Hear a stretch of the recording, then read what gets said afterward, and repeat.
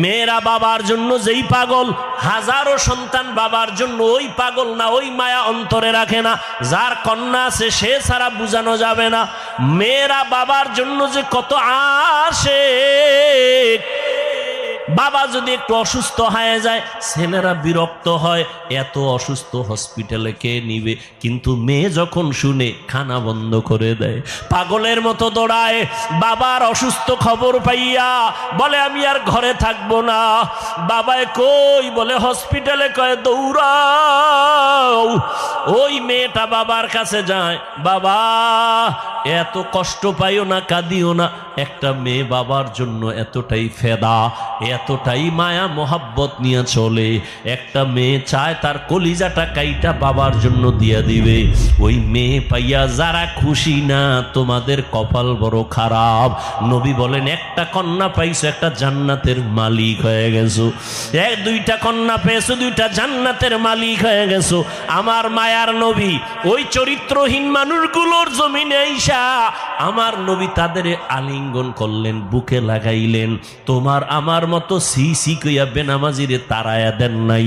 আল্লাহর নবী ওরা গালি দেয়, নবী আরো কাছে যায়। ওরা লাত্তি দেওয়ার চেষ্টা করে, নবী আরো কাছে যায়। ওরা গালি দেয়, ওরা বদনাম করে, নবী প্রশংসা করে।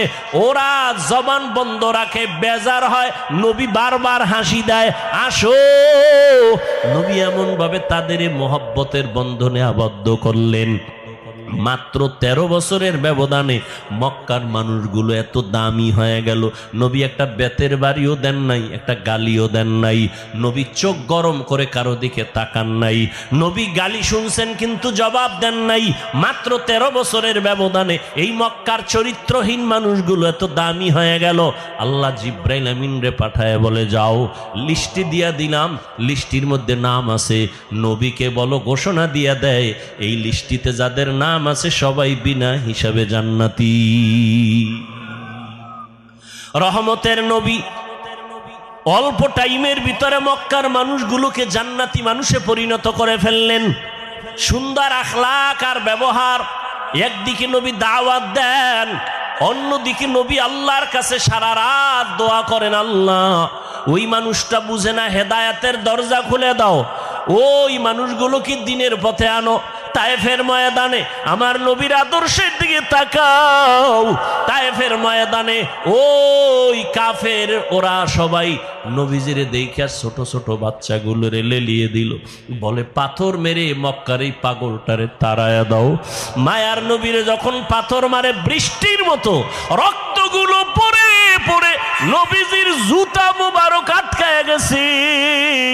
নবী চোখের পানি ছেড়ে কাঁদে। আল্লাহ সহ্য করতে পারলেন না। ও জিব্রাইল, আমার নবীরে গিয়া বলো এখনই তায়েফের জমিন উল্টায় সব ধ্বংস করে দেই। জিব্রাইল আইসা বলেন, ইয়া রাসূলুল্লাহ, আল্লাহ পাকের হুকুম, আপনি বললে তায়েফের জমিন উল্টায় দিব, সব মেরে ফেলবো। মায়ার নবী কাঁদেন আর বলেন, না না, এদের মারবা না, এরা চিনে না, এরা বুঝে না আমি মুহাম্মদকে। আমার মা নাই, বাবা নাই, আমি বড় ইয়তীম। দুনিয়াতে বাবা বলে ডাকতে পারি নাই। 6 বছরে মা হারায় ফেললাম, আমি বড় অসহায়। তবে এদের মারিও না, একদিন এদের দ্বারা দিনের বড় উপকার হবে। আমার মায়ার নবীকে যতই ওরা গালি দিত, আমার নবী একটা গালিও দেন নাই, জবাবও দেন নাই।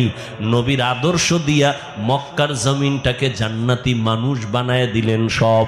ও আল্লাহর বান্দারা, ওই রহমতের নবী কেমন আদর্শ কায়েম করে দিলেন। যুবকদের নবী বলে গেলেন, যুবকের আমি মুহাম্মদের উপকার করেছে, বুড়ারা আমি মুহাম্মদের বিরোধিতা করেছে। ও যুবক বাবা, কয়দিন আর দুনিয়াতে বাঁচবা? আমি কিন্তু এতক্ষণ চিল্লাইলাম, তোমার পায়ে ধরে ধরে বয়ান করলাম। কুত্তার মতো সারাটা দেশে ওলামায়ে কেরাম দৌড়ায় আর বয়ান করে, পাও ধরে। ও আল্লাহর বান্দারা, বিনিময়ে তোমরা একটা টাকাও দাও না, বরং গালি দাও, বিরোধিতা করো। এরপর আলেমরা কিন্তু এর গালির জবাবও দেয় না, বরং দেখলে হাসি মুখে সালাম দেয়, মোহব্বতের সাথে বুকে লাগায়। এর একটাই মাত্র কারণ, নববী আদর্শে তারা চলতেছেন, দুনিয়ার মানুষের দিনের পথে ডাকতেছেন। ও যুবক বাবারা, আজকে আমি এই কথা বলি নাই তুমি আজকে আমার মতো পাগড়ি লাগাও, স্কুল কলেজে তালা লাগায় মাদ্রাসায় চলে আসো, না।